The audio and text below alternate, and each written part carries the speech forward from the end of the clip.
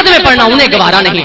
تم ادھر تکلیف میں مبتلا ہوتے ہو, وہاں تکلیف جاتی ہے, پریشانی وہاں تک جاتی ہے. اس لیے ہم درود پڑھتے ہیں.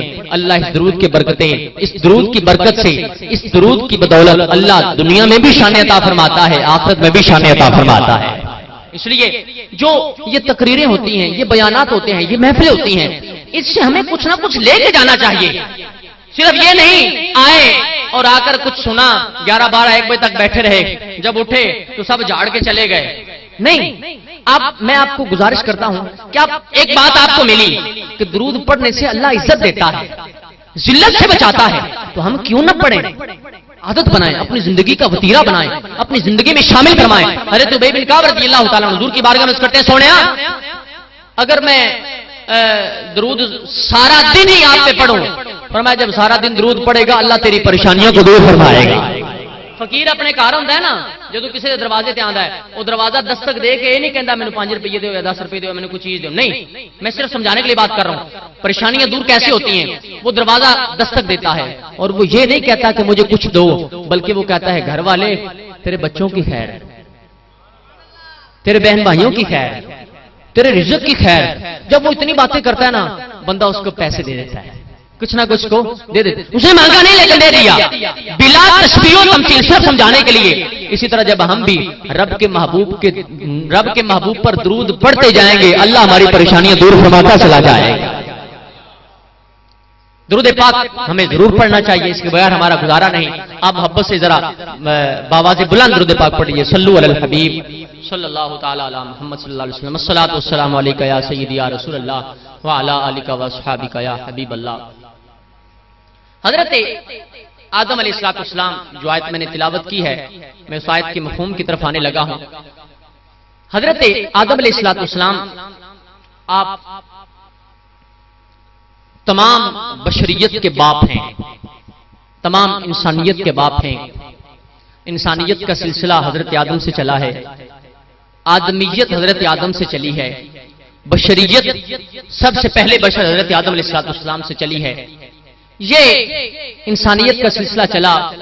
حضرت آدم علیہ السلام نبیوں کے بھی باپ, رسولوں کے بھی باپ, ولیوں کے بھی باپ, صحابیوں کے بھی باپ, عالموں کے بھی باپ, حافظوں کے بھی باپ, غوث قطب ابدال سب کے باپ ہیں. لیکن میں نے پوچھا, اے اللہ کے نبی, اے تمام نبیوں, رسولوں اور تمام اللہ والوں کے باپ, آپ یہ ارشاد فرمائیں کہ آپ تو اللہ کے بڑے مقرب بندے ہیں, اللہ کے برگزیدہ بندے ہیں, اللہ کے بڑے نزدیک والے بندے ہیں. آپ یہ ارشاد فرمائیں کہ آپ نے اپنی زندگی میں توبہ استغفار بڑا کیا ہے, رویا دھویا بڑا ہے, رب کو بہت یاد کیا ہے.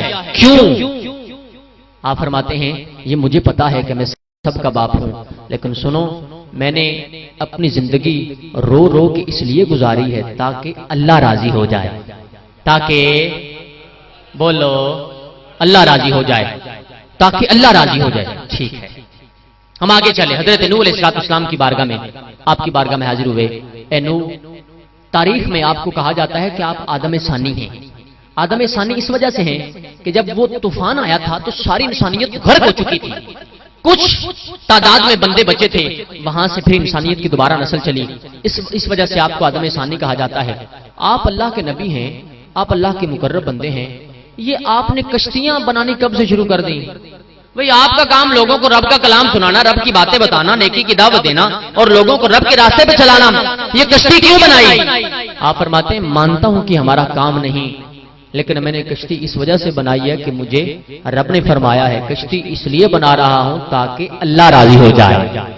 تاکہ اللہ راضی ہو جائے. بات کو تھوڑا سا اور آگے لے کر چلے. حضرت ابراہیم علیہ السلام آپ کی بارگاہ میں حاضر ہوئے. عرض کی قبلہ, آپ اللہ کے وہ نبی ہیں جن کے بارے میں مفتی احمد یار خان نعیمی تفسیر نعیمی میں لکھتے ہیں 6000 نبی آپ کی اولاد سے ہیں. حضرت ابراہیم علیہ السلام کے بارے میں لکھتے ہیں 6000 نبی, آپ 6000 نبیوں کے باپ ہیں. اور اللہ نے آپ کو بڑی پاور, بڑی طاقت عطا فرمائی ہے. تفسیر بغوی میں یا نار کونی بردم وسلام علی ابراہیم, وہاں لکھا کہ جب آپ فضا میں تھے آپ کے پاس فرشتے جبریل آئے تھے, انہوں نے کہا اللہ کا حاجت یا خلیل, حضور میرے واسطے ایک حکم ہے, ارشاد فرماؤ. تو تساں کو فرمایا تے پاس سے ہو جا, سائڈ پہ ہو جاؤ, جس کے لیے جا رہا ہوں وہ خود ہی سنبھال لے گا.